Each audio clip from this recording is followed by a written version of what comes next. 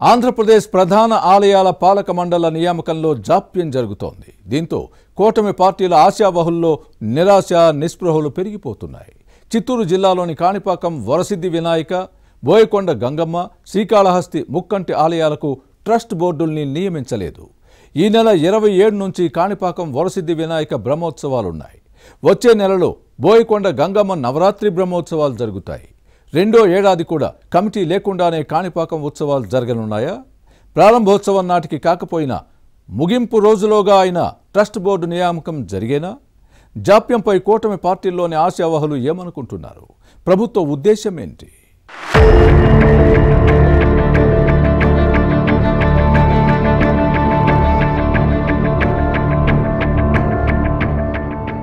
AP ప్రధాన దేవాలయాలకు పాలక మండళ్లు లేవు.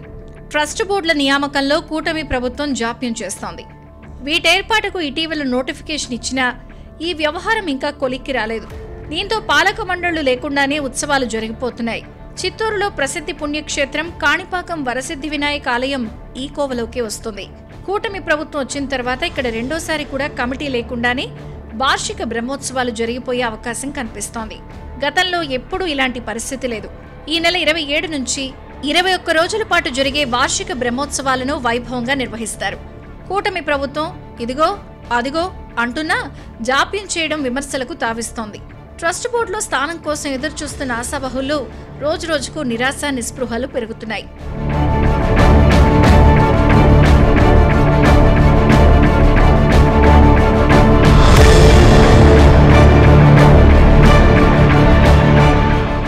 పాలక మండలి లేకుండా బ్రహ్మోత్సవాలు జరగడంపై ఉభయదారుల్లో ఆవేదన వ్యక్తమవుతోంది. ఈ ఆలయానికి ఆస్తులు దానం చేసిన వారే ఉభయదారులు. ఈ కుటుంబాల నుంచే చైర్మన్ను నియమించడం ఆనవాయితీ. కానీ 1-2 సందర్భాల్లో ఉభయదారులను కాదని వేరే వ్యక్తులను చైర్మన్ గా నియమించడం వివాదాస్పదమైంది. దీంతో ఈ విధానానికి ప్రభుత్వం స్వస్తి పలికింది. ఉభయదారులు కుటుంబాల నుంచి చైర్మన్ పదవి కోసం పోటీ ఉంది. చైర్మన్ సహా 14 మందితో బోర్డును ఏర్పాటు చేయాల్సి ఉంది. చైర్మన్ రేస్ ఆశావహుల్లో మణినాయుడు ముందు వరుసలో ఉన్నట్లు సమాచారం. గతంలో ఈయన ట్రస్ట్ బోర్డు అధ్యక్షుడిగా పనిచేశారు.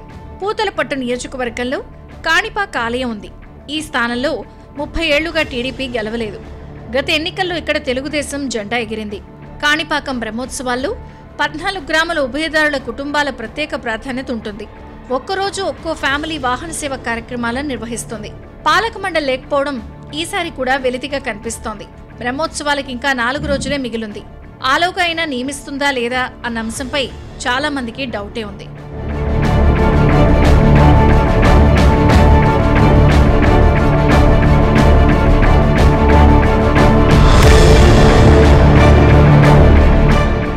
ఇక ముఖ్యమంత్రి చంద్రబాబు నాయుడు సొంత ఇలాఖా ఉమ్మడి చిత్తూరు జిల్లాలోని ప్రసిద్ధి శ్రీకాళహస్తి ముక్కంటి ఆలయంతో పాటు చౌడేపల్లి మండలం బోయకొండ గంగమ్మ గుడికి కొత్త పాలక మండలిని నియమించాల్సింది.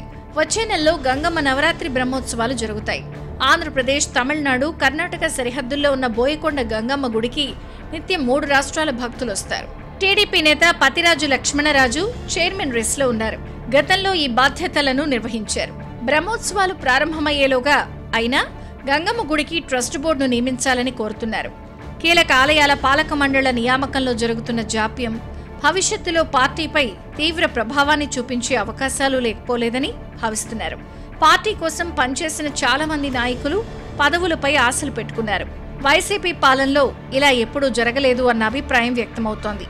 కూటమి ప్రభుత్వం ఇప్పటికైనా దీనిపై దృష్టి పెడుతుందో లేదో చూడాలి.